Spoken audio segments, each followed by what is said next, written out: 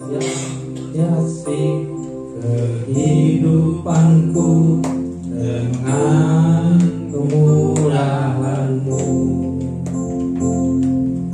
Kau rancangkan masa depanku penuh dengan harapan.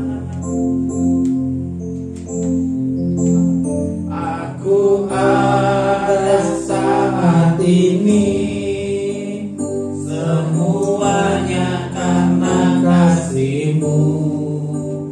Aku hidup hari ini semua berkat kemurahan-Mu.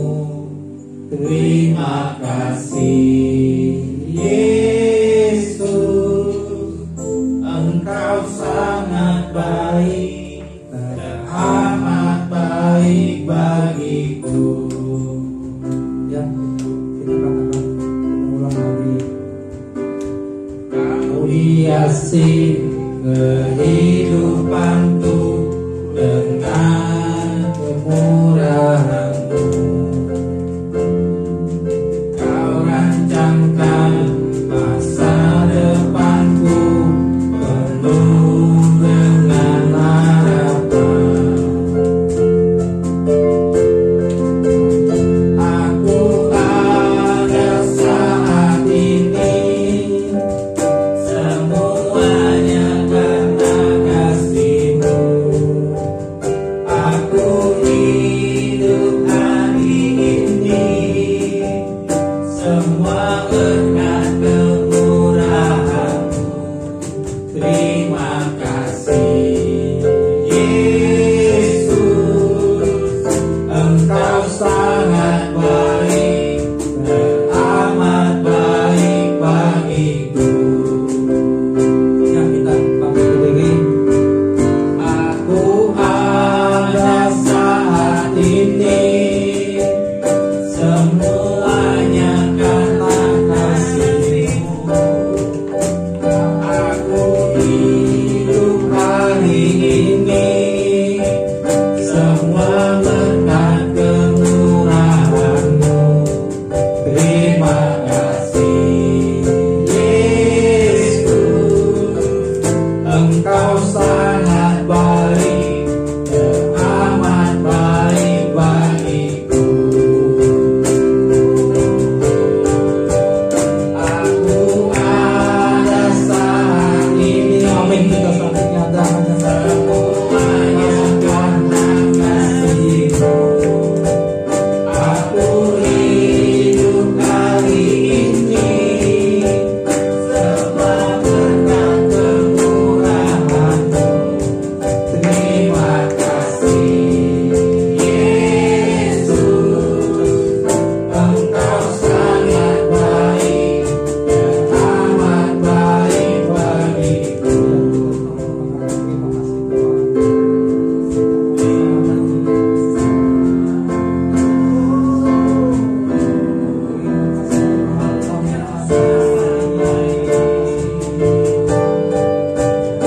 Terima kasih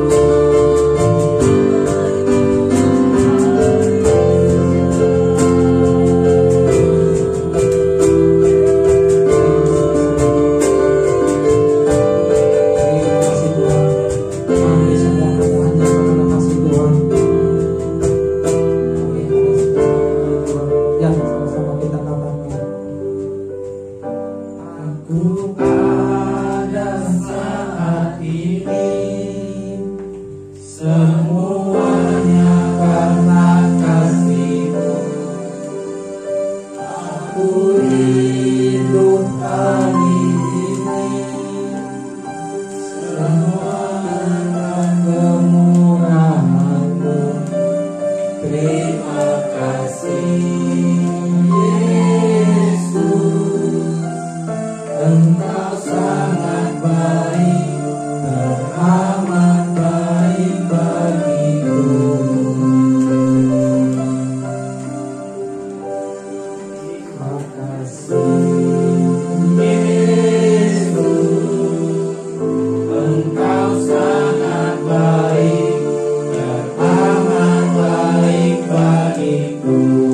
Akan dengan sungguh-sungguh. Terima kasih Yesus, Engkau sangat baik, teramat baik bagiku. Kita beri kemuliaan untuk Tuhan Yesus. Ya, kita kasih salam kiri kanan ya.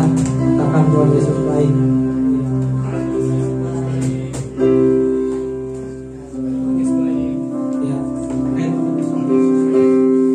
Ya, kita akan masuki gerbangnya dengan hati bersyukur ya.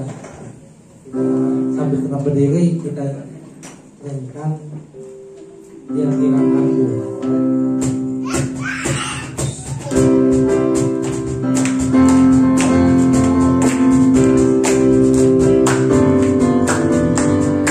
Di gerbangnya dengan hati bersyukur, halamannya dengan pujian. Hari ini hari baru, ku bersuka pada diriku.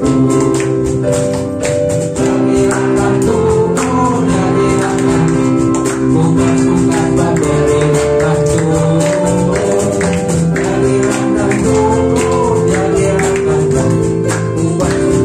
diriku. Ya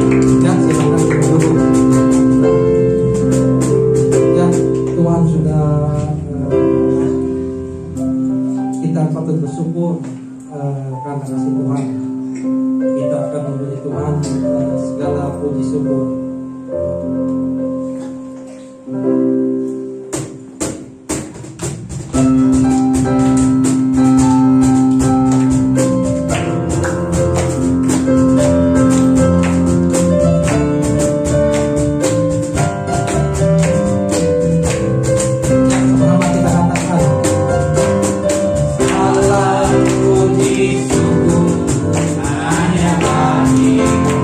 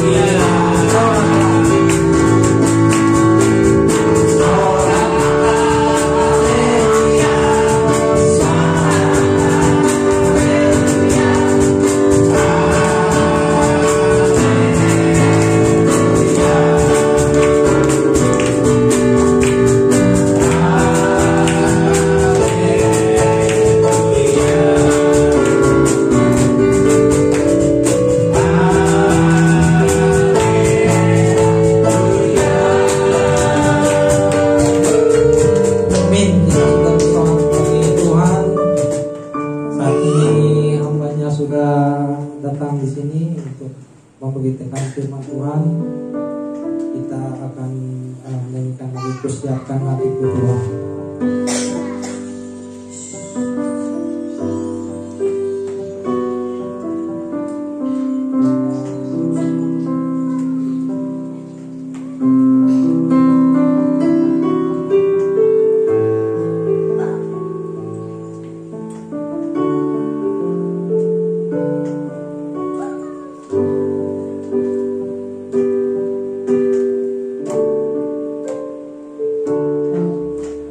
Siapkan hatiku Tuhan untuk dengar firman-Mu saat ini.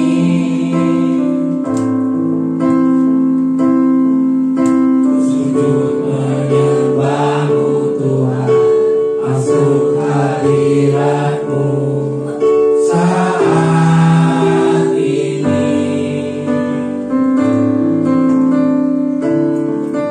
Curahkan urapan-Mu Tuhan bagi jemaat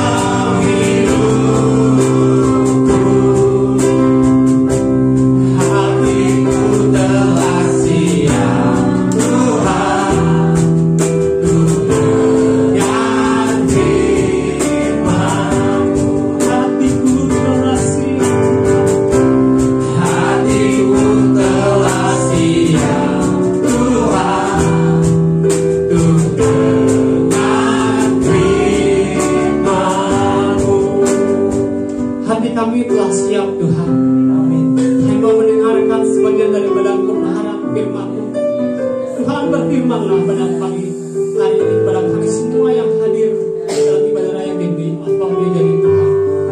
Kami siap untuk mendengar firman-Mu. Yang siap sama-sama katakan amin.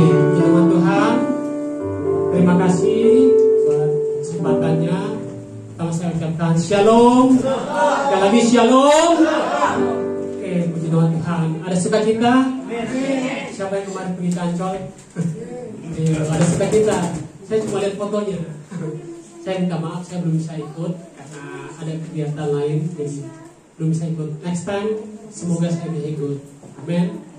Tapi waktu saya pertama kali lihat foto, saya lihat ini, waduh, seragam semua, sukacita semua. Cuma yang saya buat kaget, Niko cukur rambut. Ya, ya puji nama Tuhan. Ya, kita bersyukur kita masih dalam suasana kenaikan Yesus Kristus ke surga. Pada 2000 tahun yang lalu Tuhan Yesus naik ke surga, dan hari ini kemarin kami sedang memperingatinya dan masih dalam suasana itu. Maka hari ini saya masih membawa tema tentang makna daripada kenaikan Yesus Kristus Tuhan kita. Haleluya, puji nama Tuhan. Dan mengingat bahwa Tuhan naik ke surga, saya merenung kepada Tuhan. Tuhan, firman apa yang harus saya bawakan pada hari Minggu nanti? Saya merenung beberapa ayat, beberapa tema, sampai saya temukan, ya ini makna tentang kenaikan Kristus. Mengapa saya mengambil tema tentang makna?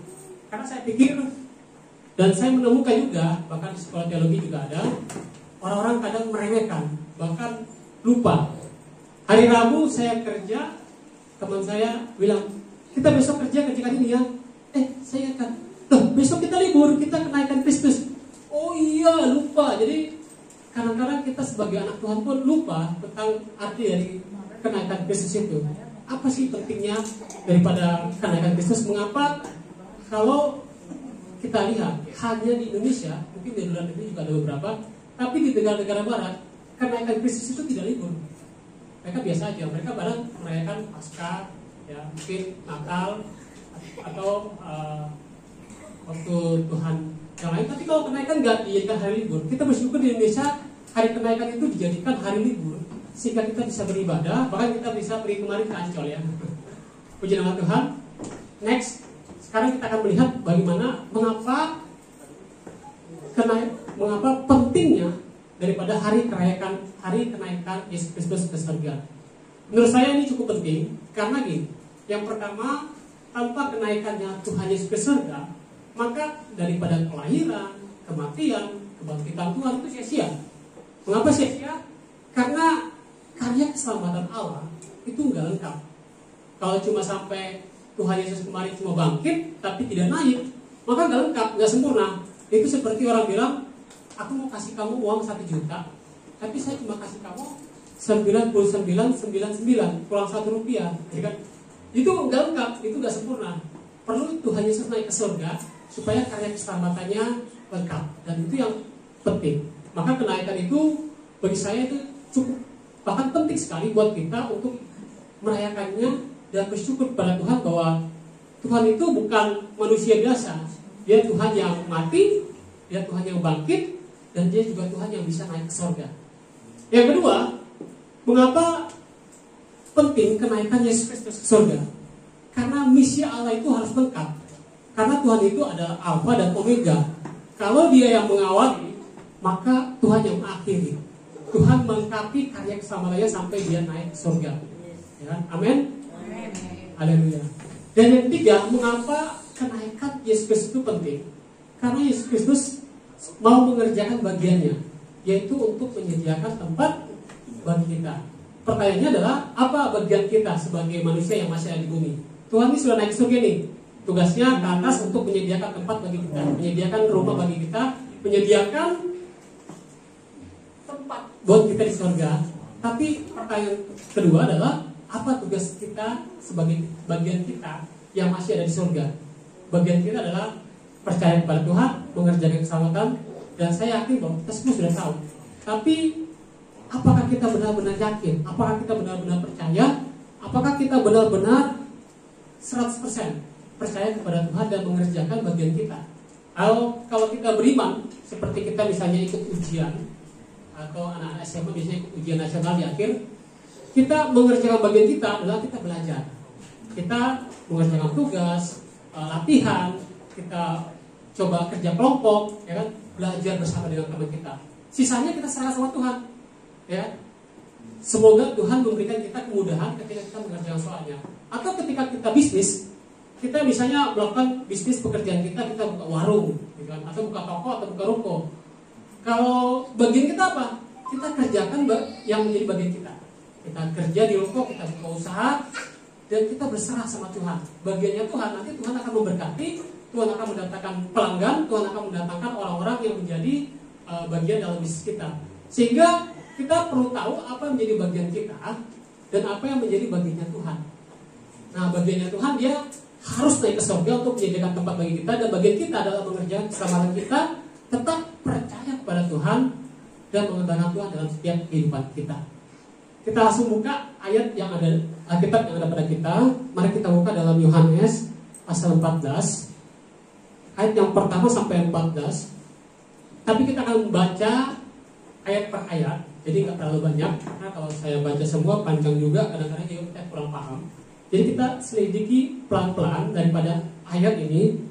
Ayat Yohanes pasal 14, mengapa saya baca ayat ini? Ayat ini kalau dari latar belakangnya, ini belum Tuhan Yesus belum naik, tapi Tuhan Yesus lagi komsel, lagi kumpul-kumpul sama murid-muridnya, tapi dia cerita tentang masa depan.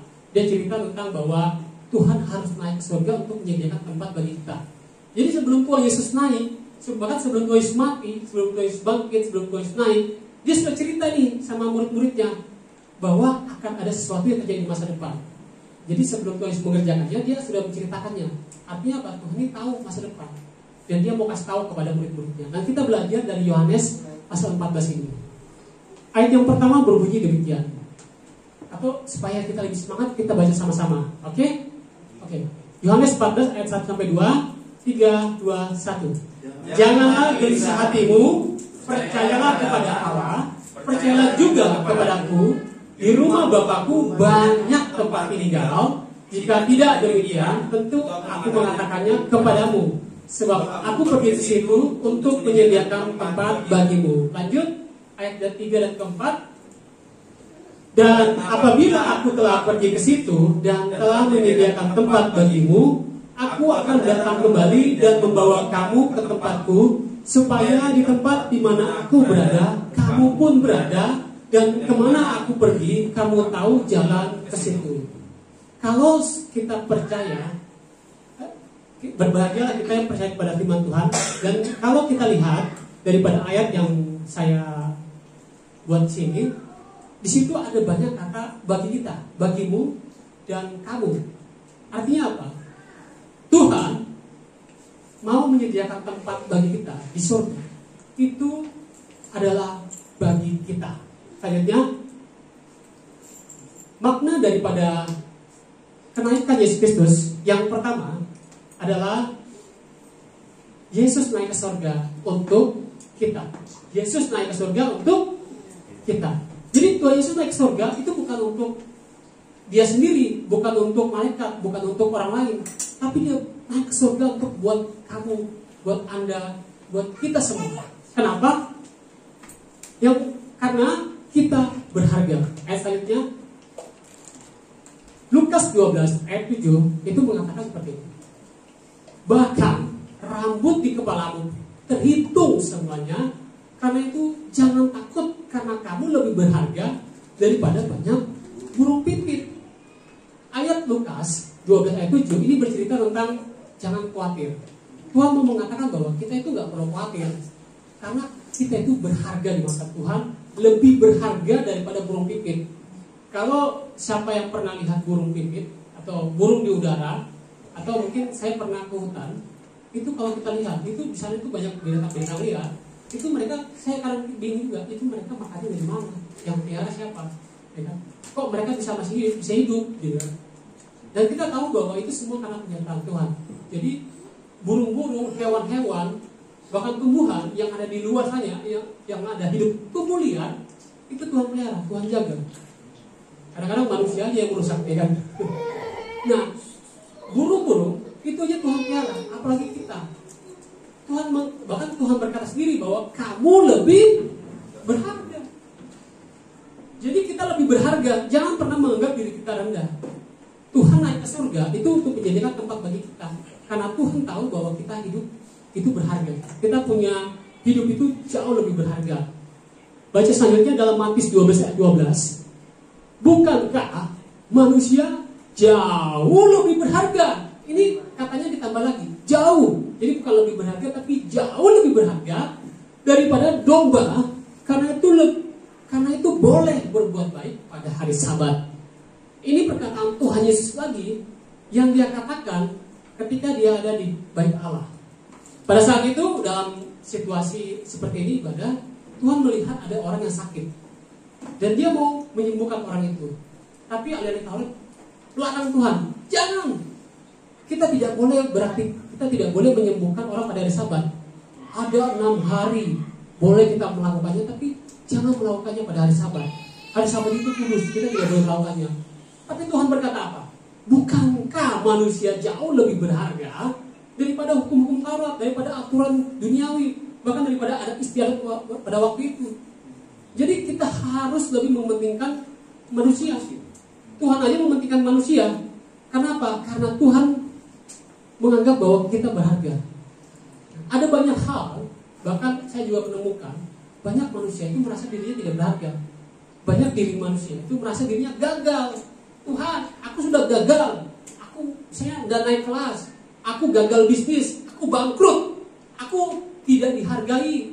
Orang-orang menjauhi aku. Bahkan aku dikhianati oleh teman, pasangan, keluarga, atau orang-orang terdekat kita.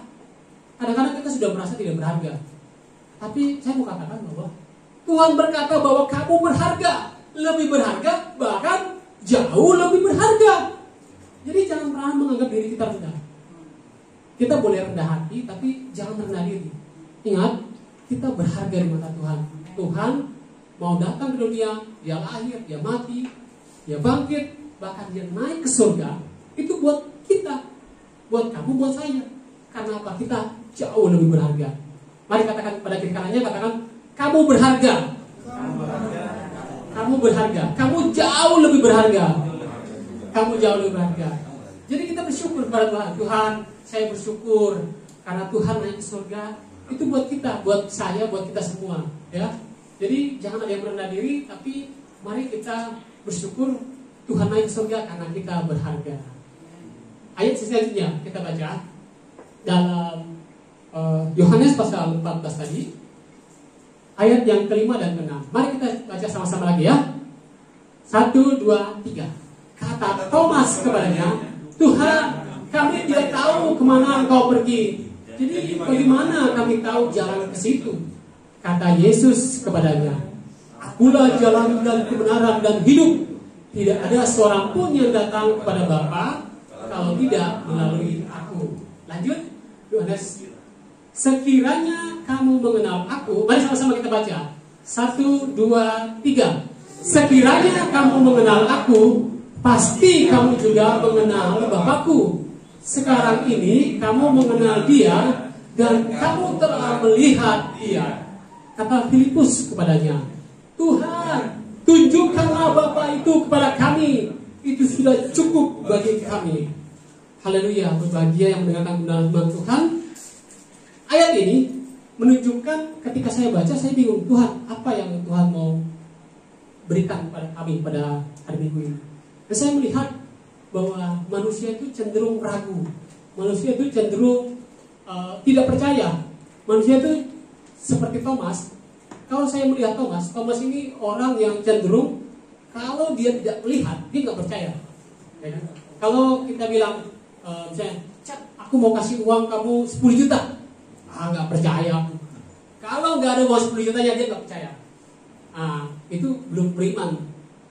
Sama seperti Thomas. Thomas dikatakan begini, murid-murid sudah bilang, Tuhan Yesus bangkit. Tuhan Yesus sudah bangkit.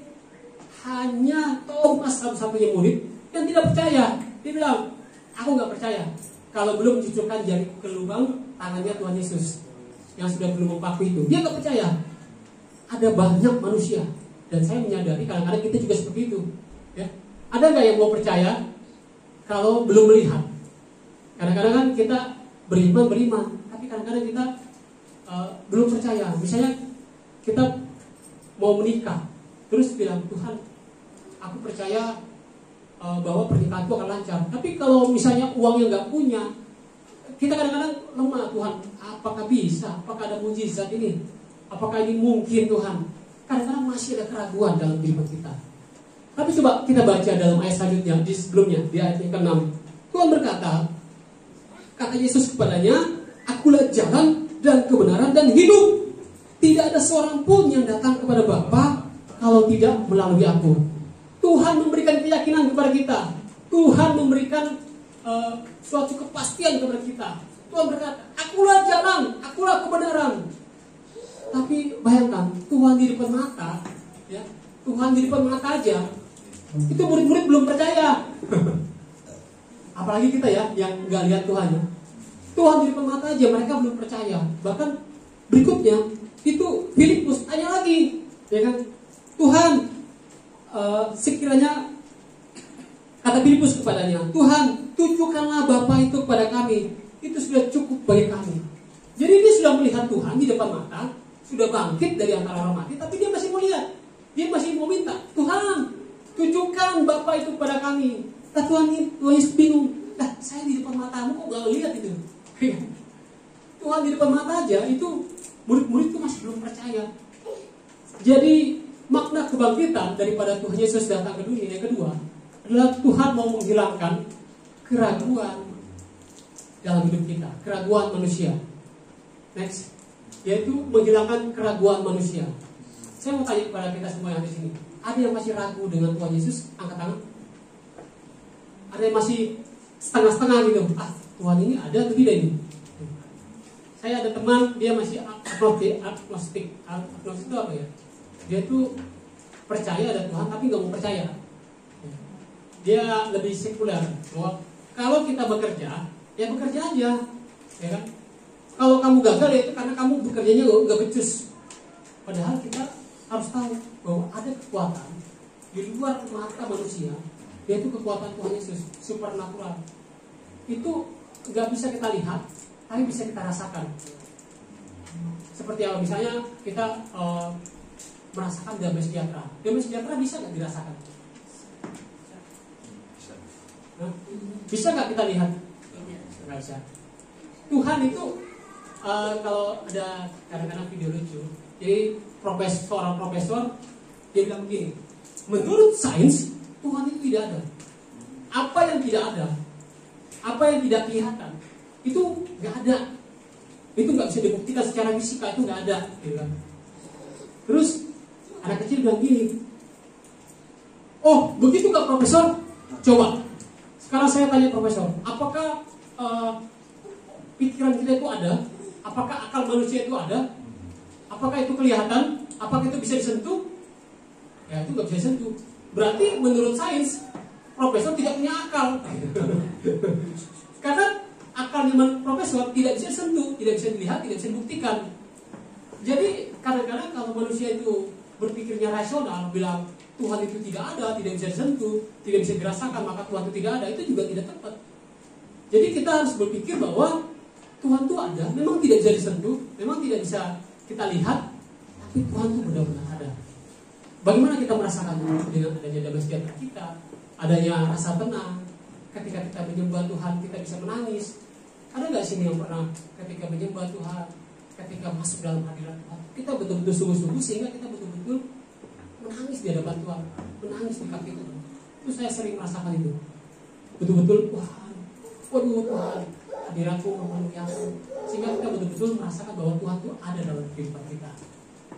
Jadi kalau masih ada keraguan dalam kehidupan kita, itu singkirkan, itu hilangkan.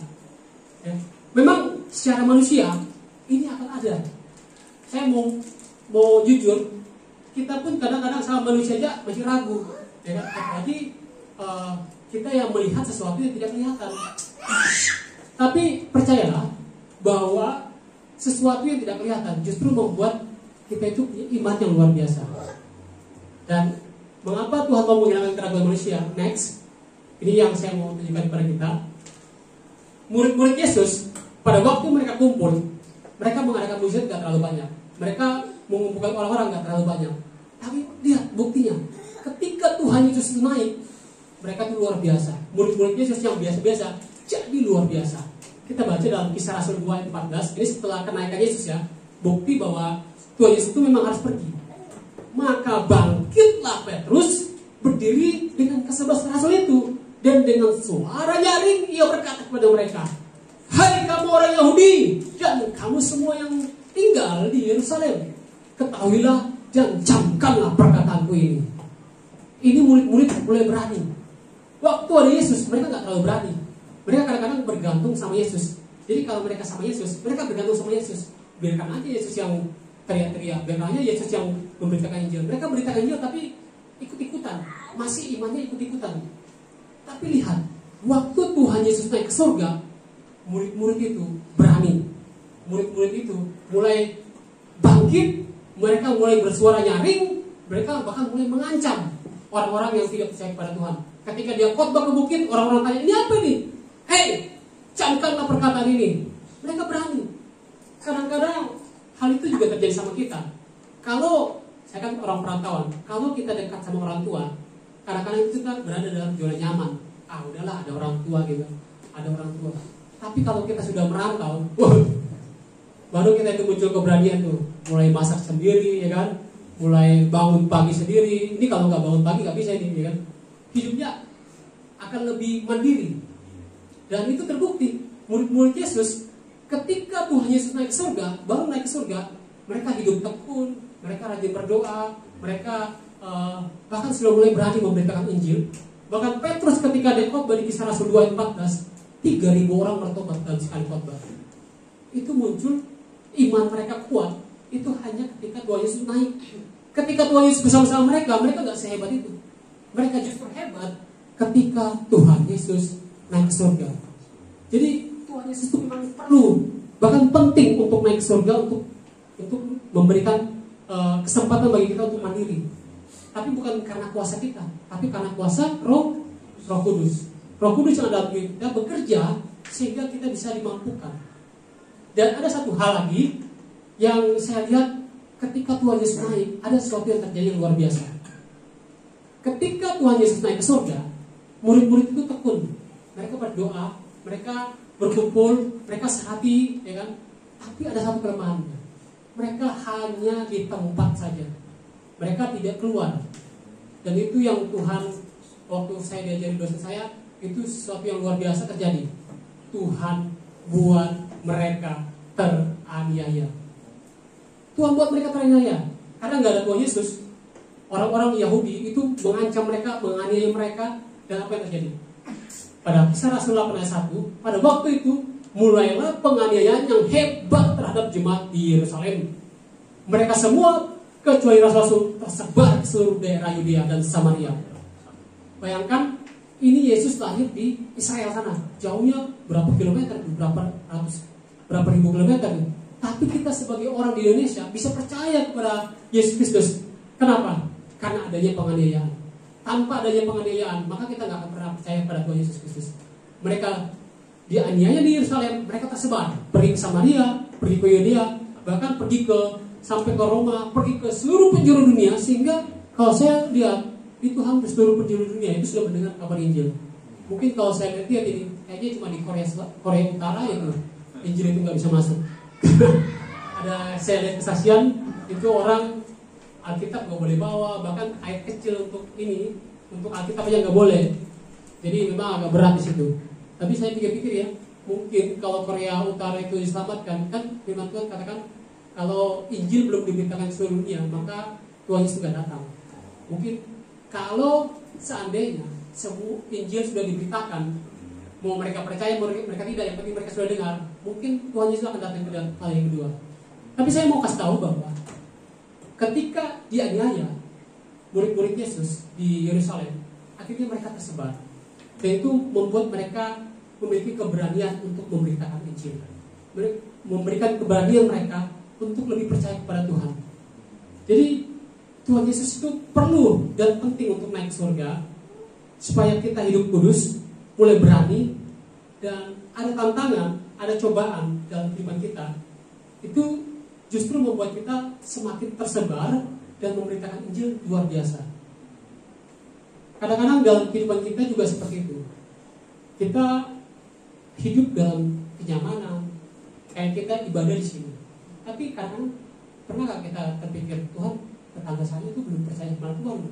Ya kan? Bahkan orang-orang sahabat-sahabat saya itu belum percaya, rekan kerja saya belum percaya. Ya kan? Gak jauh-jauh kadang-kadang ya kita tahu bahwa 82% orang Indonesia itu Islam. Ya. Mereka belum percaya kepada Tuhan. Masih banyak orang-orang yang perlu diberitakan kebenaran dengan Tuhan. Ya, tentunya kita memberitakannya dengan kasih. Ya. Kalau ingat skripsi saya dulu tentang bagaimana sih cara penginjilan yang efektif, itu nggak seperti dulu. Kalau dulu saya training penginjilan tahun waktu saya masih SMA kelas 3, saya sempat ikut training penginjilan adalah pribadi sama pribadi. Jadi kita ketemu satu orang, kita tanya sama dia, apakah kamu tahu setelah kamu mati kamu kemana? Itu biasanya pertanyaan pertama. Kamu yakin setelah kamu mati kamu masuk surga? Terus dikasih ayat-ayat ini. Hanya di dalam Kristus kamu ada jaminan keselamatan, gitu. Dan lain sebagainya. Itu kalau training itu kita ada praktek juga. Tapi prakteknya sih sama orang-orang gereja juga. Jadi nggak kurang greget gitu kan. Tapi pada intinya 1 lawan 1. Tapi waktu saya mengerjakan skripsi saya di S1, saya menemukan satu hal yang penting, bahwa penginjilan yang paling efektif dan sudah terbukti itu adalah penginjilan kelompok 10 lawan 1. Itu dibuktikan 90% berhasil.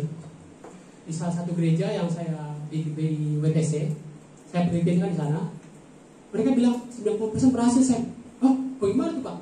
Jadi satu komsel itu memenangkan 1 jiwa. Jangan 1 lawan 1. Kalau 1 lawan 1, capek kita, ya kan? Dia lihat begini. Kamu punya waktu penginjilan berapa lama? 1 jam Pak. Kamu 2 jam. Kamu 30 menit. Ya anggaplah rata-rata 1 jam semua. 12 orang punya waktu 1 jam 1 jam. Ya udah, 12 orang menginjili 1 orang. Jadi 1 orang ini bisa diinjili 12 jam, bukan 1 jam. Dan itu yang mereka terapkan dan berhasil. Oke, kita terapkan. 1 orang pegang untuk memperhatikan. Oke, saya memperhatikan. Saya bagian doa ya, saya akan dukung dalam doa sapa, doa aja ya. Saya nggak bisa banyak-banyak kegiatan. Oke, saya dukung dalam dana. Dananya apa? Apa yang dibutuhkan saya kasih dana. Oke, saya bagian mencarikan pekerjaan buat dia, ya kan? Saya akan kasih pekerjaan. Oke, saya bagian memperhatikan anak-anaknya. Ya. Saya bagian memperhatikan memperhatikan dia. Saya bagian kasih sembako gitu. Saya bagian nantinya hari Sabtu saya mau ketemu dia, saya mau bicara-bicara sama dia. Jadi tim 12 orang atau 1 komsel itu menangkan 1 jiwa. Nah, pertanyaannya apakah kita bisa melakukannya di tempat ini? Karena itu harus kelompok punya kesatuan hati satu dengan yang lain untuk sama-sama memenangkan jiwa. Kadang-kadang bahkan saya temukan, Pak, kalau 1 kelompok lawan 1 jiwa, terus gak berhasil gimana Pak? Kita minta bantuan komsel lain. Jadi 2 komsel lawan 1 orang. Kira-kira menang gak? Menang ya. Kecuali ya ada hal-hal di luar dugaan, misalnya dia terlalu kuat atau ada hal-hal di luar itu. Tapi menurut pengalaman dan keberhasilan mereka bisa katakan 90% berhasil. Kalau penginjilannya adalah penginjilan kelompok. Dan itu yang bisa dilakukan di zaman sekarang. Karena apa? Bapak sibuk, ibu sibuk, ini ngurus anak, ini pergi sekolah, ngurus kerjaan tugas, nggak bisa. Kalau kita nggak sesibuk, nggak kayak dulu, mungkin kita nggak terlalu sibuk. Tapi sekarang kita sudah punya pekerjaan, kita punya tugas-tugas kuliah, kita sudah punya banyak kesibukan masing-masing. Sehingga dari kesibukan itu, ya udah 12 orang misalnya atau berapa orang kelompok penginjilan 1 orang.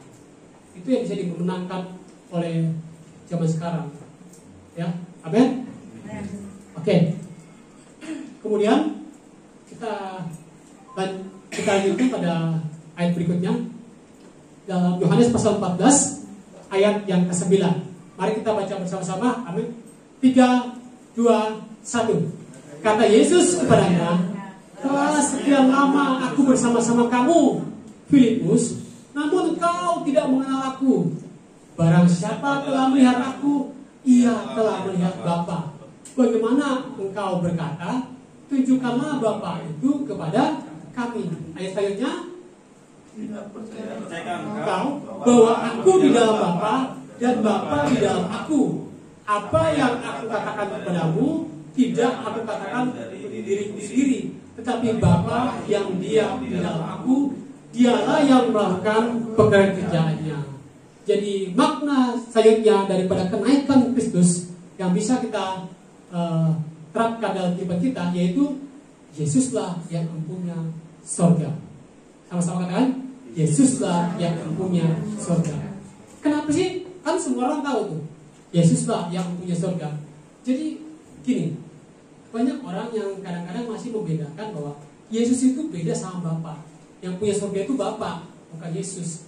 Tapi saya mau katakan bahwa Yesus mengatakan bahwa dia satu dengan Bapa, bahwa dia adalah Bapa. Kalau kamu melihat aku, kalau kamu melihat Yesus, maka kamu sebenarnya sudah melihat Bapa, karena dia adalah reinkarnasi daripada Bapa. Maka kalau Yesus yang mempunyai surga, maka perkataannya yang mengatakan akulah jalan dan kebenaran dan hidup, itu bisa dipercaya, itu bisa dijamin, itu bisa dipegang. Atau kalau dalam kehidupan nyata gini, Bapak Ibu lebih percaya perkataan orang di jalan atau perkataannya presiden? Presiden dong, karena apa? Karena dia orang yang berkuasa. Lebih percaya perkataannya, misalnya orang penting, siapa lagi orang penting sini? Lebih percaya perkataan hakim atau perkataan misalnya berita di Kompas, atau percaya perkataan gosip gitu. Lebih percaya perkataan yang bisa dipercaya, ya kan? Kalau kita percaya gosip, bilangnya, tahu nggak? Itu si Raffi Ahmad itu cerai sama Gigi, gitu kan? Dari mana kamu tahu, gitu kan? Terus kita lihat di Kompas, oh nggak ada, saya nggak percaya sama kamu, gitu kan? Nah, ini Tuhan berkata nih, Tuhan yang punya surga, Tuhan Yesus yang dia bilang bahwa dia adalah Bapa. Dia berkata bahwa akulah jalan dan kebenaran dan hidup. Tidak ada seorang yang datang pada Bapa kalau tidak melalui aku. Jadi perkataannya Yesus itu bisa dipegang, bisa dipercaya, bisa diimani bahwa dia yang berjanji, dia yang berkata, dia tidak akan mengingkari. Ini orang yang berkuasa, ya kan? Presiden aja, ya walaupun dia punya kuasa masih bisa ingkar kan? Gubernur kita aja dulu bisa bilang ini, dijanji ini, janji itu, tapi masih bisa ingkar. Tapi ini Tuhan Yesus, kalau dia berkata, kalau dia berjanji, kalau dia bilang ini aku yang jalan kebenaran, maka kita bisa percaya, ya. Jadi kita sebagai manusia itu bisa percaya kepada Tuhan dengan sepenuh hati, bisa teguh kepada Tuhan dengan sepenuh hati. Next, mengapa kita percaya bahwa Yesus yang punya surga? Next.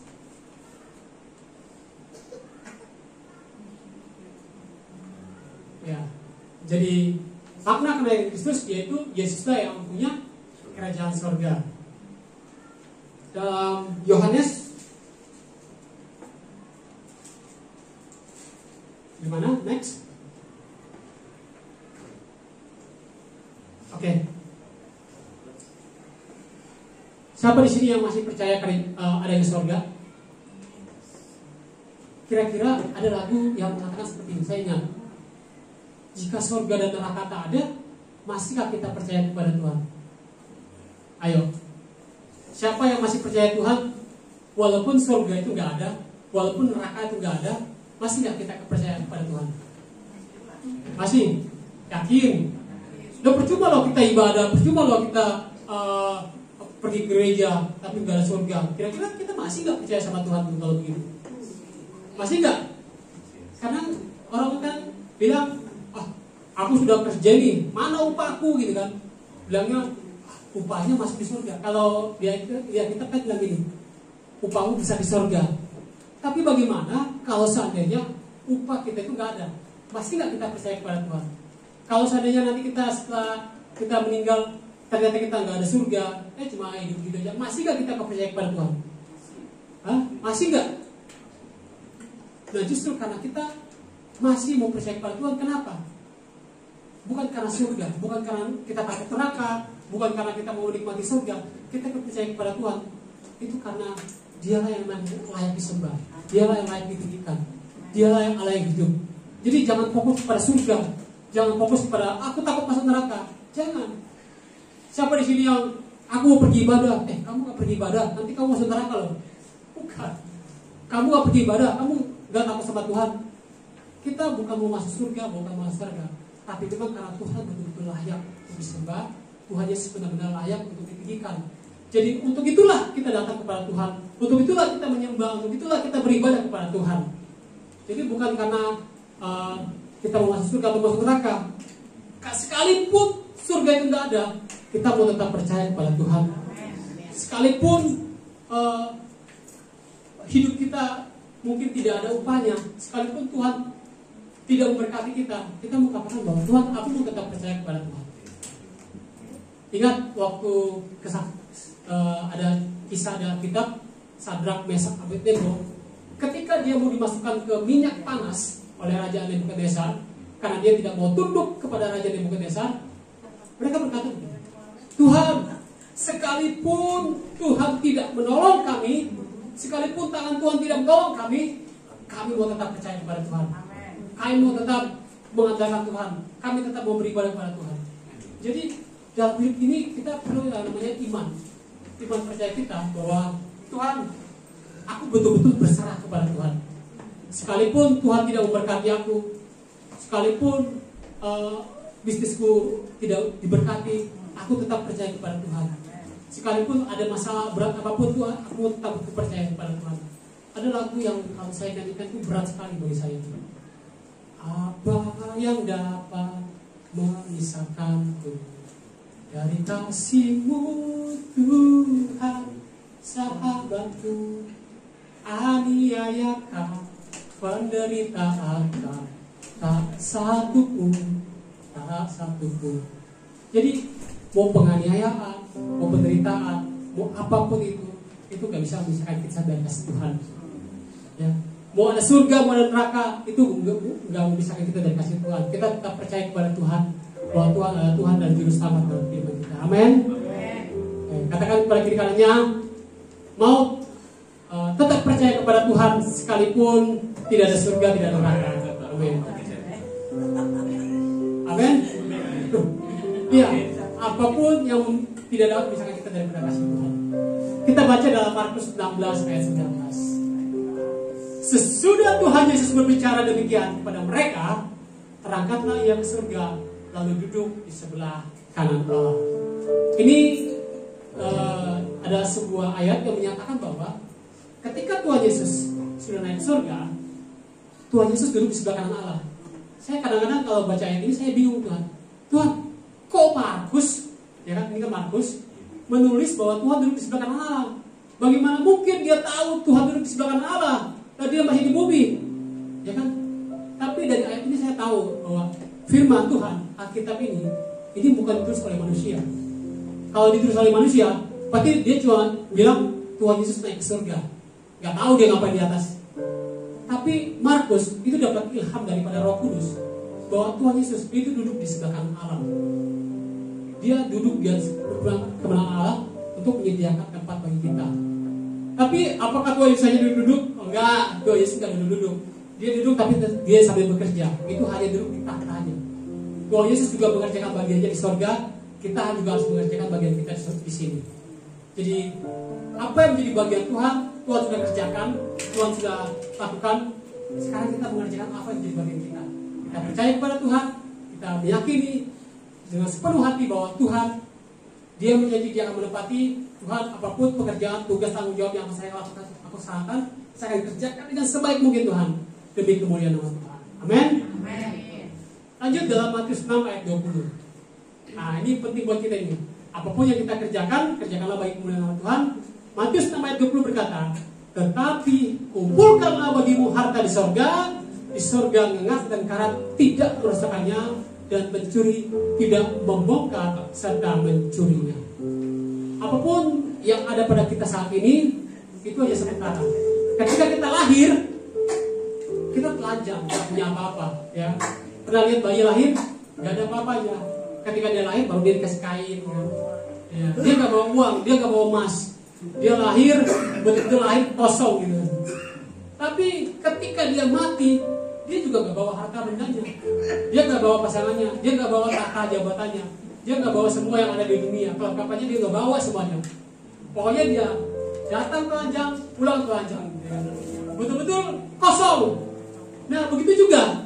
Oleh sebab itu ketika kita ada di dunia, kita lahir sampai kita mati, kumpulkanlah harta yang di surga. Amin.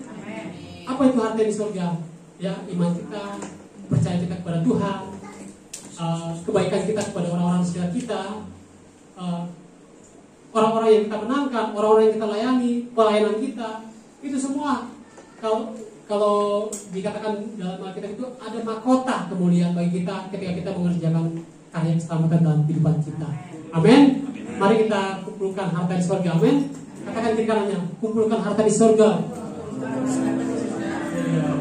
Kenapa kita kumpulkan harta di surga? Karena dikatakan bahwa ngengat karat tidak merusaknya, dan pencuri tidak akan membongkar dan mencurinya. Ya kan? Kalau kita punya harta di rumah, ya kan? Kadang-kadang kan ya salah satunya itu hilang. Ya kan? Kadang-kadang bisa dicuri. Ya kan? Saya ingat teman saya dulu ada kecurian, jadi semua HP orang tuanya, adik-adiknya hilang. Hanya HP-nya yang selamat. Kenapa? Karena dia taruh di bawah bantal.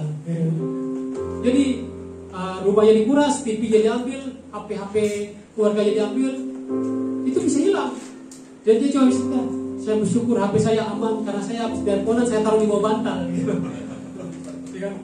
Tapi kita tahu bahwa ya kalau harta di dunia mah diambil, ya biarlah Tuhan. Tapi kita mau kumpulkan harta di surga. Karena apa? Karena di surga ngengat dan karat nggak bisa memakannya, bahkan pencuri tidak bisa mencurinya. Itu betul-betul dikhususkan buat kita. Ada suatu saat ketika kita sudah di ujung hayat kita, ada namanya penghakiman akhir. Tuhan mau tanya, selama kamu hidup apa yang sudah kamu lakukan? Selama kamu ada di dunia apa yang sudah kamu kerjakan? Apa yang sudah kamu lakukan? Wah, itu kalau kita sudah bilang sudah terlambat, lah kalau kita bilang Tuhan aku mau bertobat, aku mau berubah, udah gak bisa, sudah gak ada waktu lagi. Jadi apa yang sudah kamu lakukan ya udah diputuskan. Tapi kita berharap pada kasih karunia Tuhan, karena keselamatan hanya ada di dalam kasih karunia Tuhan, dan hanya Tuhan yang bisa menyelamatkan kita. Amin. Next, saya mau katakan kepada kita semua,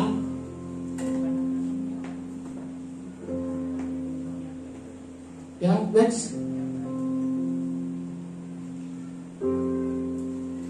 Ya, ada masalah teknis.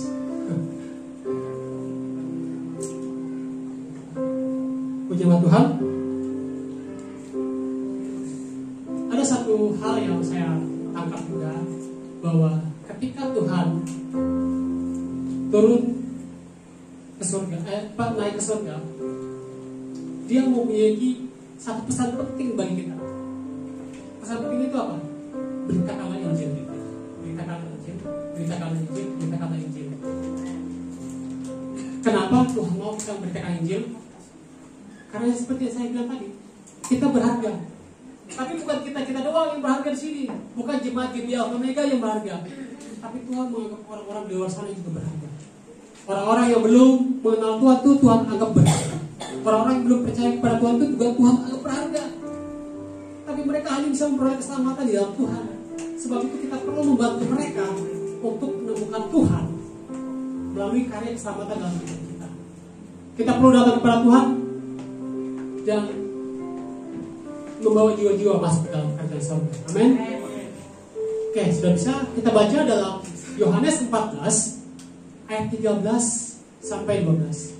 Kita baca bersama-sama ya.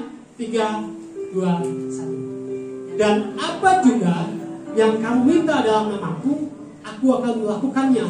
Sorry. Ini ayat 14. Sebelumnya ayat 13. Sebelumnya ini 3, 2, 1. Percayalah kepadaku bahwa aku di dalam Bapa dan Bapa di dalam aku. Atau setidak-tidaknya percayalah, karena pekerjaan-pekerjaan itu sendiri Aku berkata kepadamu, sesungguhnya barang siapa percaya kepadaku, ia akan melakukan juga pekerjaan-pekerjaan yang aku lakukan, bahkan pekerjaan-pekerjaan yang lebih besar daripada itu, sebab aku pergi kepada Bapa. Next, sama-sama baca ya. Dan apa juga yang kamu minta dalam namaku, aku akan melakukannya, supaya Bapa dipermuliakan di dalam Anak. Jika kamu meminta sesuatu kepadaku dalam namaku, aku akan melakukannya. Oke, makna sebaliknya yang Tuhan mau tunjukkan kepada kita tentang kenaikan Kristus. Kalau saya kasih warna merah tadi itu, yang pertama adalah percaya dan aku melakukannya. Tuhan mau kita percaya kepada kuasanya, percaya pada kuasa Tuhan, bahwa Tuhan tidak percaya bahwa Tuhan mampu membuat kita yang tidak mampu ini menjadi mampu. Percayalah pada kuasanya. Tuhan katakan percaya, percaya, percaya. Setelah Tuhan katakan percaya, dia janji katakan aku melakukannya, aku melakukannya. Jadi Tuhan tuh tidak bilang lakukan ini, tapi Tuhan juga mengerjakan bagiannya. Tuhan mau kita percaya sebagai bagian dalam kehidupan kita orang percaya, tapi Tuhan juga akan melakukan apa yang menjadi bagian dalam kehidupan Tuhan.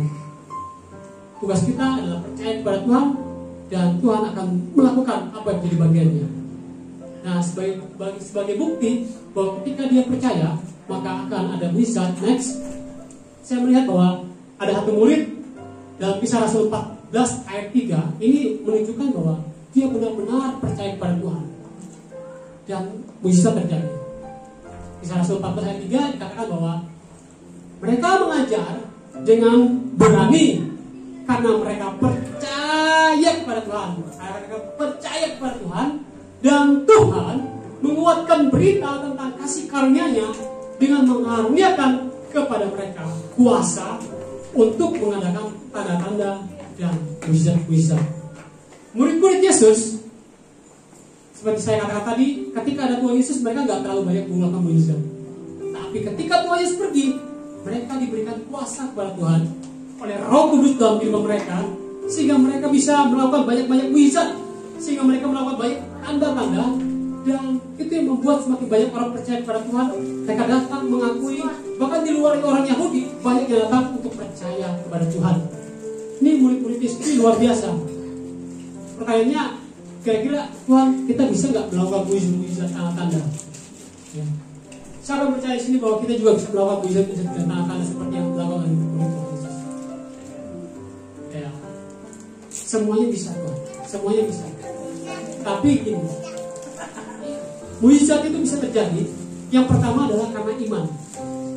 Firman Tuhan berkata, iman orang percaya bila dengan yakin didoakan, maka sangat besar kuasanya. Kalau kita punya iman dengan sangat-sangat yakin, kita percaya dengan Tuhan sangat-sangat yakin, maka kita tinggal berserah sama Tuhan. Kalau Tuhan mau lakukan, itu bisa terjadi. Kalau Tuhan mau bentuk, itu bisa terjadi. Apa yang tidak bisa? Tidak ada yang tidak mungkin bagi Tuhan. Tuhan mampu. Tapi Tuhan katakan, jangan kamu berdoa untuk memuaskan hawa nafsu kita. Jangan kamu berdoa untuk memuaskan keinginan kita doang. Kadang-kadang kita gitu, Tuhan, aku pingin kaya. Pas Tuhan kaya nanti lupa Tuhan. Tuhan tahu nih, aduh, ini anakku ini minta kaya nih.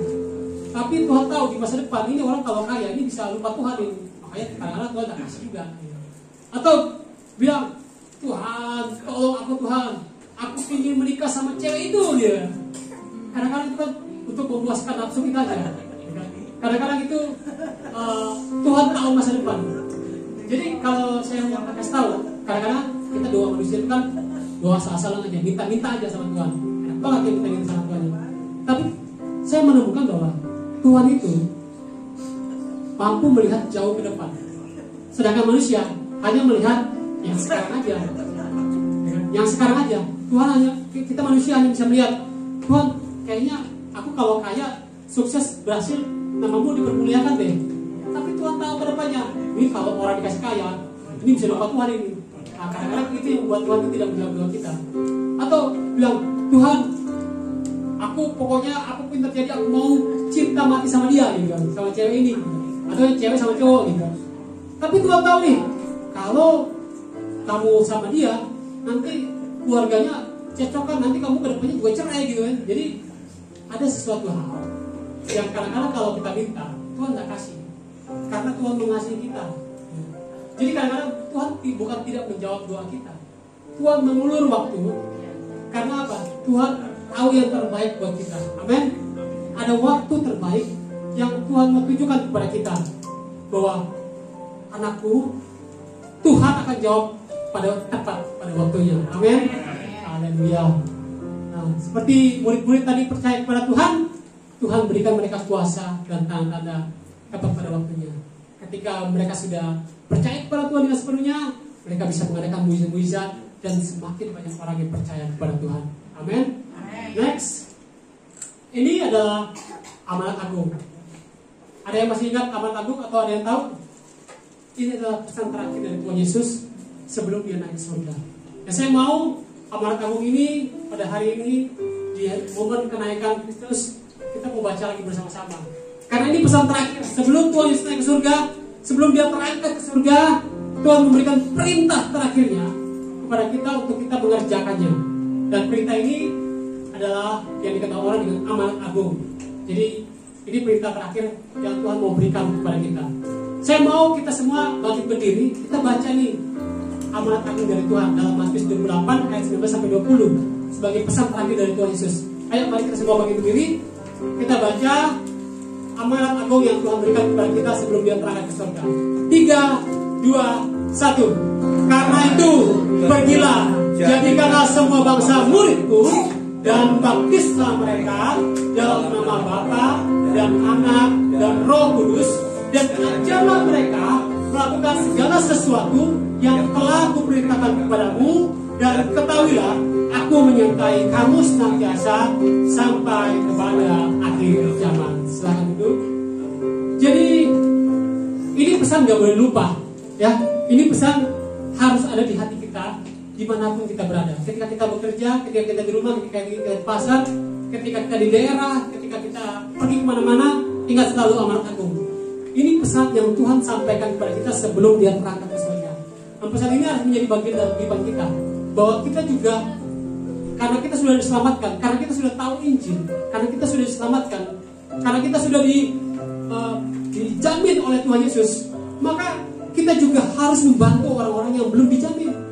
Kita harus membantu orang-orang yang belum percaya kepada Tuhan dengan memberitakan juga kebenaran firman Tuhan, bahwa hey bro, hey sis, hey teman, hey kawan, kamu datang kepada Tuhan, percaya kepada Dia. Saya sudah diselamatkan dan saya mau juga kamu diselamatkan. Amin. Siapa yang mau teman-temannya juga diselamatkan, angkat tangan. Ya, banyak orang di luar sana yang masih perlu diselamatkan, dan kita lah yang bisa melakukan itu semua. Penginjilan itu tidak perlu yang keras-keras, ya. Penginjilan itu bisa yang pelan-pelan. Saya ingat ada Bapak rohani yang pernah cerita kepada saya, ada anak muda di sebuah gereja, dia memiliki tetangga yang punya masjid. Ketika itu dia lihat, ini orang masjid kenapa selalu minta sumbangan di jalan-jalan. Mereka selalu minta sumbangan di jalan-jalan, terus didatangi ustadznya. Sorry, bukan pemuda tapi pendetanya. Pendetanya bilang sama ustadznya, Pak, saya lihat anak-anak muda Bapak kalau di jalan itu bahaya Pak. Mereka itu bisa ditabrak mobil loh, minta sumbangan di jalan. Ya namanya juga kita mau bangun masjid gitu kan. Tapi pendeta ini punya ide menarik. Pak, saya punya ide Pak. Apa itu? Daripada anak-anak Bapak nanti bahaya, ayo kita buat proposal. Apa itu proposal mereka? Jadi penasaran kan? Nah ini Pak, saya mau ajari, kalau boleh pemuda-pemudanya datang ke gereja, karena komputernya di gereja kan. Jadi nanti saya ajari Pak cara buat proposal gitu kan. Oh iya, nanti saya kirim anak-anak saya ke sana. Jadi akhirnya anak-anak muda ini pergi ke gereja, kan? Tapi bukan buat ibadah, buat proposal. Jadi anak-anak dari masjid pergi ke gereja buat proposal. Nah setelah mereka buat proposal itu dikirim, dibantu kirim ke beberapa perusahaan. Karena saya juga dulu orang perusahaan, kita tuh selalu ada dana CSR, apa artinya dana yang diberikan untuk masyarakat. Tapi itu diberikan kalau ada proposal. Nah itu yang diberikan. Nah proposalnya singkat cerita dikirim ke perusahaan dan cair, ya kan? Ketika cair, tiba-tiba Ustadznya datang lagi ke pendeta. Jadi bukan pendeta lagi datang ustadz, ustadznya datang ke pendeta. Pak, puji apa? Pak, syukur, alhamdulillah. Proposalnya cair ya. Nah, jadi kita mau minta bantuan lagi Pak. Bisa nggak anak-anak kita dibuatkan lagi proposal? Gitu. Kita mau buat proposal lagi. Pendeta juga bilang, boleh Pak. Tapi komputernya di gereja Pak. Jadi ke gereja ya. Akhirnya anak-anak muda masjid ke gereja. Bukan untuk ibadah tapi untuk buat proposal. Jadi singkat cerita akhirnya gereja dan masjid itu punya namanya hubungan, punya namanya tali silaturahmi yang dulunya garis keras. Kalau orang bilang tuh level berapa ya? Mungkin level 10, level 10 dia turun garis kerasnya ke level 5 gitu kan. Jadi penginjilan itu tidak harus memenangkan jiwa. Penginjilan itu bisa kita membuat mereka yang garis keras turun, supaya mereka itu juga bisa menerima Kristen, supaya mereka itu juga bisa menerima bahwa kita ini anak Tuhan, jangan dibenci gitu, jangan sampai kita dihakimi.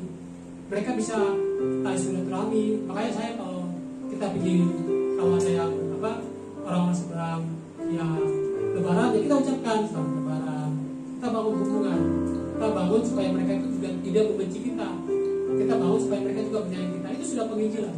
Jadi penginjilan itu bukan sampai ini orang ini harus diselamatkan, ini harus dibaptis, harus percaya. Ya itu garis akhir. Tapi bagian kita mungkin bukan sampai di situ. Mungkin itu bagian yang lain. Ya.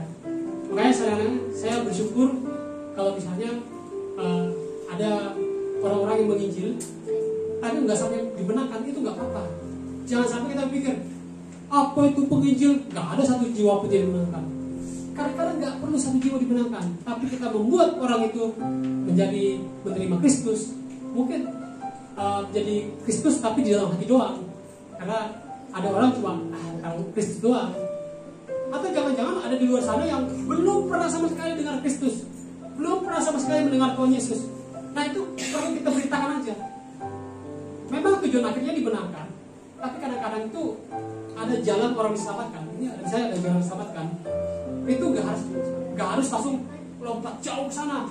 Tapi kadang-kadang maju sedikit, ya kan? Maju sedikit. Nah, maju sedikit gimana? Oh dia tahu dulu, tahu maju selangkah. Habis dia tahu apa?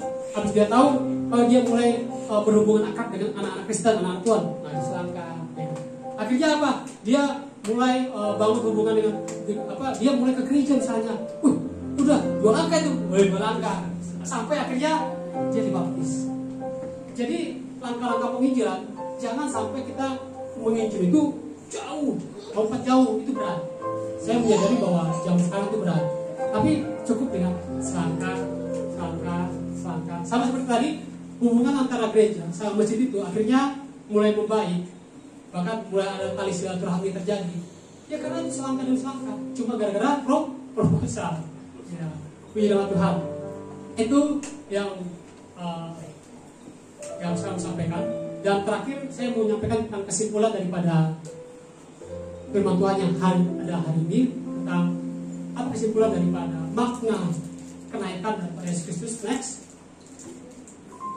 Kesimpulan daripada makna kenaikan Kristus yang bisa kita ambil, yang bisa kita petik pada hari ini, bahwa Kristus naik ke surga itu buat kita, buat Anda, buat kita di samping, buat kita semua, karena manusia itu jauh lebih berharga daripada apapun. Yang kedua, untuk menghilangkan keraguan manusia, sehingga manusia yang ragu-ragu itu punya iman yang besar, ya kan? Murid-murid tadi bisa memberitakan Injil ketika Tuhan Yesus sudah tidak ada. Iman mereka semakin besar ketika tidak ada Tuhan Yesus. Yang ketiga, kita bersandar hanya kepada Tuhan Yesus yang punya kerjaan surga. Artinya apa? Tuhan yang berjanji. Kita harus percaya kepada Tuhan, pada kuasanya, karena Tuhan yang berjanji, maka Tuhan juga yang akan menepati janjinya. Ini bisa kita ambil dalam kisah daripada Yohanes 14 ayat 4 sampai 14. Yang saya renungkan bahwa ada beberapa poin yang Tuhan ingin sampaikan kepada kita. Tuhan memang harus naik ke surga. Tuhan punya tugas tanggung jawabnya di atas surga. Tuhan mau menyediakan tempat bagi kita, mau menjadikan rumah bagi kita ketika kita sudah pergi dari dunia ini. Dan pertanyaan terakhir adalah, kita mengerjakan bagian yang menjadi tugas dan tanggung jawab kita. Kita mengerjakan keselamatan kita, kita tetap tekun beribadah, kita tetap setia kepada Tuhan. Nah itu tidak mudah. Banyak juga ada orang-orang yang sudah setia kepada Tuhan, beribadah, bahkan seorang pendeta sekalipun itu bisa lepas imannya karena mereka nggak setia, nggak takut kepada Tuhan. Tapi kita yang masih setia nih, yang masih ada, kita harus tetap mengerjakan salah kita dan setia. Dan kiri kanannya juga harus dukung, ya. Jangan biarkan dia sendiri. Jadi kalau ada teman kiri kanan kita sudah mulai jatuh, tarik dia. Bro, jangan lupa Tuhan bro, setia bro, tekun bro. Jadi kita sama-sama merangkul teman-teman kita, merangkul orang-orang sekitar kita, menolong orang-orang sekitar kita yang imannya lemah, kuatkan. Yang imannya lagi ragu-ragu, kasih penghiburan, kuatkan dia. Yang ada masalah, bantu dia, ya. Bantu doa, bantu iman. Tanya dia apa bisa saya bantu, nanti kita coba usahakan, gitu kan. Ya itu yang harus menjadi bagian dalam hidup kita. Kita tetap tekun dan setia mengerjakan sama kita. Semoga makna daripada kenaikan Kristus yang kita dapat pada hari ini bisa melekat dalam hidup kita, dan kita bisa menyadari bahwa Tuhan, saya benar-benar sangat bersyukur Tuhan karena kenaikan-Mu ke surga memberikan makna yang berat buat kita, sehingga kita punya iman jauh lebih besar karena Tuhan mau melihat kita berharga di matanya, karena Tuhan mau kita percaya kepada Dia dengan kuasanya. Tuhan sudah mengerjakan bagiannya dan kita mengerjakan bagian kita. Amin firman Tuhan. Mari kita duduk kepala, kita berdoa. Oh haleluya Yesus. Terima kasih Bapa. Terima kasih Tuhan Yesus. Oh, terima kasih Tuhan. Bapa, kami bersyukur Tuhan di hadapan-Mu Bapa. Firman-Mu yang menguatkan kami Bapa. Firman-Mu yang menjadi bagian dalam hidup kami bersyukur Tuhan Yesus. Terima kasih buat kebaikan dan anugerah-Mu dalam sepanjang kehidupan kami Bapa. Kami bersyukur bahwa Engkau melihat kami Bapa sebagai seorang pribadi yang berharga, dan kami mau Bapa, kami mau datang kepada Engkau Yesus sebagai Tuhan yang menyelamatkan kehidupan kami. Ajar kami Bapa untuk mendekat kepada Engkau. Ajar kami Bapa untuk tidak jauh daripada Engkau. Ajar kami Bapa untuk selalu mencari nama-Mu dalam kehidupan kami Bapa. Jangan biarkan kami Bapa lepas. Jangan biarkan kami jauh daripada Engkau. Biarlah kami selalu ada dalam kehidupan kami Bapa. Terima kasih Tuhan Yesus.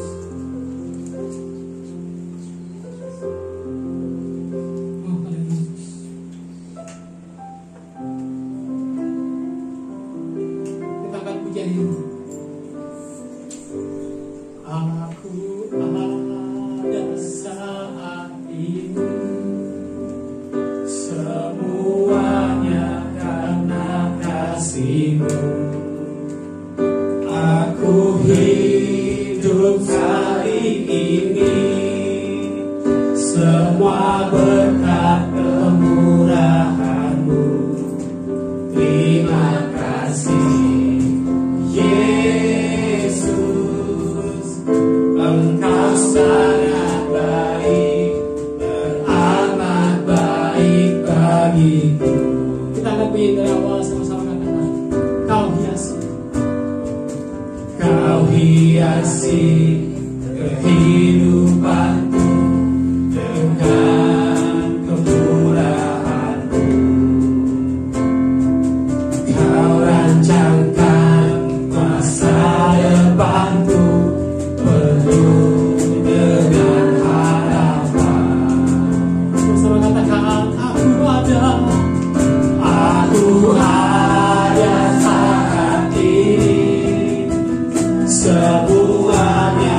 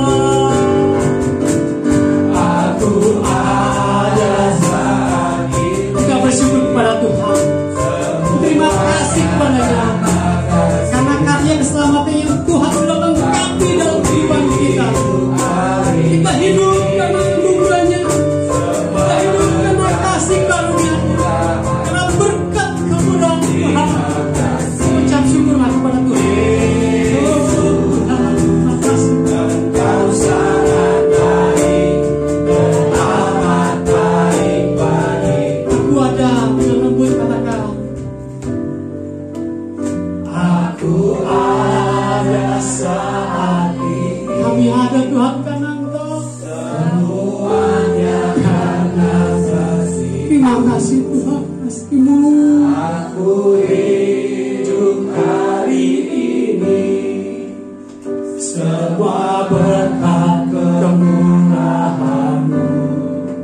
Terima kasih Yesus, Engkau sangat baik dan amat baik bagiku. Terima kasih Yesus. Terima kasih Yesus, Engkau sangat baik dan amat baik bagiku. Terima kasih Yesus. Terima kasih Yesus, Engkau sangat baik dan amat baik bagiku. Terima kasih Tuhan, terima kasih Bapa. Beri tepuk tangan bagi Tuhan kita. Kami bersyukur Tuhan kepada-Mu, karena berkat kemurahan-Mu Tuhan kami ada saat ini. Karena kebaikan-Mu Tuhan kami hidup hari ini Bapa. Kami masih bisa makan, kami bisa napas, kami bisa menikmati damai sejahtera-Mu, kami masih bisa bekerja, kami bisa sekolah, kami bisa masih mengerjakan tugas tanggung jawab kami Bapa. Itu semua karena kebaikan-Mu Tuhan Yesus. Apapun yang kami perbuat Bapa, bantu kami Bapa untuk melakukannya semua bagi kemuliaan nama-Mu. Sebab hanya kepada-Mu Bapa kami berserah, hanya kepada-Mu kami percaya. Telah ajar kami Bapa hari demi hari, waktu demi waktu. Walaupun ada masalah, walaupun ada tantangan, rintangan Bapa yang menghadang di depan kami, tetap percaya kepada-Mu Bapa. Sebab hanya Engkau satu-satunya Tuhan dan Juru Selamat dalam kehidupan kami Bapa. Ajar kami Bapa bersyukur buat kasih-Mu Bapa, karena Engkau menganggap kami berharga, bahkan jauh lebih berharga. Karena Engkau adalah Tuhan yang turun ke dunia untuk menyelamatkan kami yang ada di sini Bapa. Dan kami mau bersyukur kepada-Mu Bapa untuk hal itu Bapa. Tuhan, berkati kebenaran firman Tuhan yang sudah kami dengarkan pada hari ini Bapa. Biar makna menaikkan Engkau ke surga Bapa. Melekat kepada kami bahwa Engkau Tuhan yang sungguh baik dalam kehidupan kami Bapa. Terima kasih Tuhan Yesus, terima kasih Bapa. Biarlah firman-Mu menjadi bagian dalam kehidupan kami Bapa. Dan kami pulang dengan sukacita. Kami pulang dengan membawa berkat-berkat yang melimpah. Dan kami pulang dengan memberitakan Injil kepada orang-orang di sekitar kami Bapa. Karena Engkau Tuhan dan Juru Selamat yang sudah menjadi penebus dalam kehidupan kami Bapa. Kami sudah diselamatkan, kami sudah tebus. Dan kami mau bantu banyak orang Bapa untuk datang kepada Engkau Bapa. Sehingga banyak juga orang diselamatkan dan diberkati oleh nama-Mu Bapa. Terima kasih Tuhan, terima kasih Bapa. Kami sudah mendengarkan kebenaran firman-Mu Bapa. Melekat dalam kehidupan kami Bapa. Berkati di dalam nama Tuhan Yesus Kristus yang menjadi Tuhan dan Juru Selamat dalam kehidupan kami Bapa. Kami sudah berdoa dan bersyukur dalam nama Yesus. Semua yang percaya dan sudah mendengarkan kebenaran firman Tuhan dengan baik, sama-sama katakan amin. Ya Tuhan. Ya, terima kasih kepada Tuhan Yesus dan kepada hamba-Nya yang menjadi semua atas firman yang telah diberikan kepada kita. Kiranya Tuhan yang memberkati kita semua. Amin. Ya, sebentar kita akan memberikan persembahan. Kita dulu. Terima kasih Bapak yang baik yang kita di surga, Tuhan telah memberi kami di sini ya Bapak. Kalau sebentar Bapak kami akan memberikan persembahan kami tahu ya Bapak, kami tidak dapat membalas kasih-Mu yang begitu besar kepada kami. Kami sebentar memberikan persembahan kami dalam sukacita ya Bapak. Biarlah kesini datang semoga sekalian Tuhan khususnya di gereja GBI Ampel ini. Terima kasih, kami siap ya Tuhan memberikan dalam nama Tuhan Yesus. Kami sudah berdoa dan ucap syukur. Amin. Ya, kita akan dengan sungguh bangga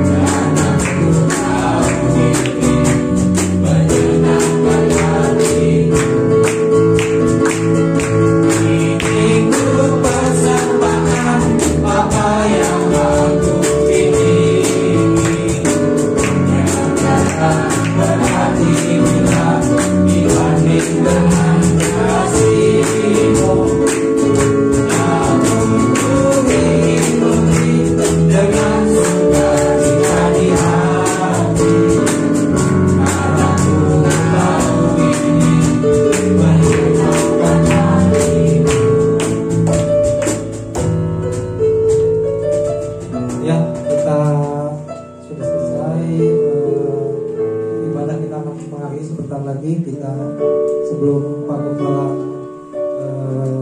doa berkat, kita nyanyikan Aku Punya Tuhan Yang Besar.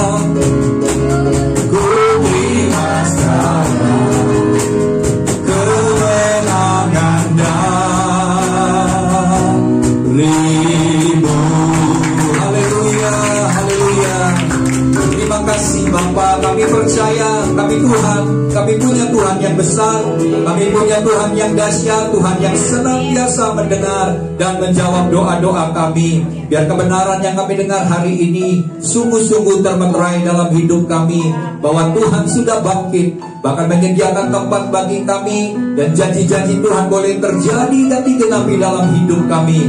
Kami percaya, kami berharga di mata Tuhan. Kami mau hidup memuliakan nama Tuhan, karena Engkau telah membeli dan membayar kami lunas, Tuhan. Dan kami mau mengucap syukur, kami mau berterima kasih karena kasih dan kebaikan Tuhan yang sudah Tuhan berikan kepada kami, sehingga kami boleh mendapatkan keselamatan yang daripada-Mu. Terima kasih buat pilihan di mana Tuhan telah memilih kami sebagai anak-anak-Mu. Kami mau mengembalikan segala pujian, hormat, kemuliaan untuk nama-Mu saja Tuhan. Terima kasih Bapa. Hari ini Tuhan kami boleh bawa setiap pergumulan masalah kami ke dalam tangan Tuhan. Kami serahkan Tuhan. Kami percaya bahwa Tuhan peduli atas hidup kami. Engkau memperhatikan pribadi kami lepas pribadi. Dan kami menyerahkan segala pergumulan kami, baik masalah keuangan, baik masalah sakit penyakit, baik masalah hubungan, baik anak dengan orang tua, hubungan satu dengan yang lain dalam pekerjaan, dalam pelayanan Tuhan. Biar Tuhan yang memulihkan seluruh kehidupan kami, Tuhan yang mengadakan perkara-perkara besar dalam hidup kami, Tuhan yang membukakan jalan Tuhan atas segala pergumulan dan masalah kami, sehingga kami akan senantiasa keluar sebagai umat yang lebih daripada pemenang. Buat kami tetap taat, setia, tetap mengandalkan Tuhan, tetap mencari wajah Tuhan. Dan di minggu pagi hari ini Tuhan, kami boleh kembali bertemu dengan Tuhan lewat firman-Mu Tuhan. Dan lewat puji-pujian yang kami naikkan, kami boleh merasakan Tuhan yang hadir di tengah-tengah umat-Mu. Terima kasih Bapa. Kami juga bawa Tuhan akan masalah dalam bangsa kami, negeri kami Indonesia. Kami mengasihi negeri ini, sebab bukan perkara kebetulan kami ada di negeri ini. Kami mau berdoa bagi bangsa dan negara kami. Biarlah kesejahteraan, damai, sukacita, kasih Tuhan, kebaikan Tuhan, terobosan Tuhan, mujizat Tuhan terjadi juga atas bangsa dan negeri kami, sehingga bangsa ini menjadi bangsa yang maju, bangsa yang sejahtera, diluputkan dan dijauhkan dari segala malapetaka dan mara bahaya. Oh Tuhan, bebaskan, lepaskan Tuhan di tengah masa-masa pemanasan global yang sedang terjadi, yang akan berdampak bagi kekeringan dan kelaparan yang akan melanda bangsa-bangsa, bahkan resesi ekonomi yang sudah terjadi di beberapa negara. Tuhan, kami berdoa, Tuhan luputkan Tuhan negeri kami Indonesia.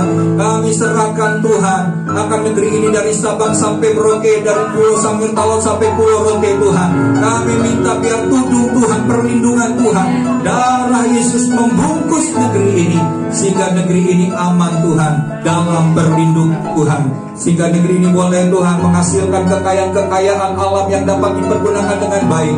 Tuhan berkati pemerintah kami, berkati Presiden Joko Widodo, Tuhan berkati Wakil Presiden Haji Ma'ruf Amin, berkati setiap staf menteri Tuhan, pemerintah dari tingkat pusat sampai dengan tingkat daerah. Tuhan berkati pemimpin-pemimpin bangsa kami, berikan mereka roh takut akan Tuhan, berikan mereka Bapa hati yang mau membuat bangsa ini sejahtera Tuhan, tidak mengambil, tidak mencuri akan kekayaan bangsa ini Tuhan. Kami percaya Tuhan, Engkau akan mengerjakan jauh lebih banyak dari apa yang dapat kami doakan dan kami pikirkan, karena doa-doa kami tidak pernah sia-sia di hadirat Tuhan bagi bangsa dan negeri kami. Tuhan berkati juga TNI dan Polri, sehingga dapat menjaga keamanan bangsa ini senantiasa aman dari pekerjaan-pekerjaan iblis yang mencoba memecah belah bangsa kami. Kami ikat patahkan segala roh intoleransi, radikalisme, terorisme dalam nama Yesus. Tidak boleh ada, tidak berlaku atas Indonesia Tuhan, sehingga kami semuanya boleh aman Tuhan, melakukan segala aktivitas kegiatan kami di bangsa kami, di negeri kami tercinta. Terima kasih Bapa, sebab kami percaya doa kami, firman-Mu berkata doa orang benar bila dengan yakin didoakan sangat besar kuasanya. Dan kami rindukan Bapa, biar kebangunan rohani terjadi atas Indonesia, sehingga semakin banyak jiwa-jiwa yang diselamatkan dan mengenal jalan keselamatan itu, yaitu hanya di dalam Yesus Kristus Tuhan.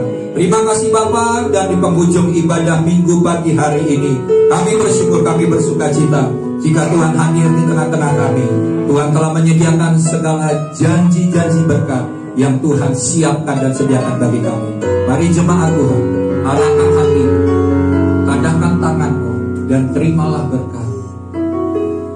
Kasih daripada Bapa Surgawi, kasih karunia, kasih setia daripada Tuhan Yesus Kristus, dan persekutuan dengan Roh Kudus menyertai engkau mulai pada hari ini sampai selama-lamanya. Diberkatilah hidupmu, diberkatilah keluargamu, diberkatilah pekerjaan dan pelayananmu. Apa saja yang engkau kerjakan dengan kedua tanganmu, Tuhan memberkati dan membuatnya berhasil. Di dalam perjalanan kehidupanmu, engkau tetap hidup dalam kesetiaan, hidup dalam takut akan Tuhan, hidup di dalam mengandalkan Tuhan.